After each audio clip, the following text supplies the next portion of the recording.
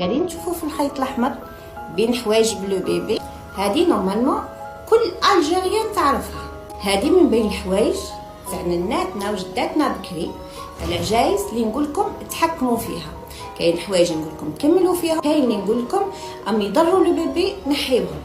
بون هذا الطرف الاحمر كانوا يديروه جداتنا بكري كي تصا شحاقه للبيبي. هذه الشحايقه هذه السبب تاعها انه البيبي طالع دي غاز هذوك يعودوا يحبوا يخرجوا، دونك صراح شحايقه. هذا الطرف الاحمر واش يدير علميا؟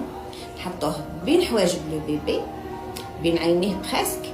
البيبي هذا يولي يركز التركيز تاعو على هذاك الطرف الخيط الاحمر، بس كنت تحطوه هنا خيط احمر راح تشوفوه بعينيكم يولي يشوف معاه. دونك السيرفو راح ينسى هذاك الديافراغم اللي قاعد يدير في كونتراكسيون باه يخرج لي غاز، راح ينساه ويركز في الخيط الاحمر، وراح بالطريقه هذه تروح الشحايقه. اللي جربتها وصلحت لها تحط لنا كومونتير. انا بيرسونيلمون نديرها ساعات اي سا مارش.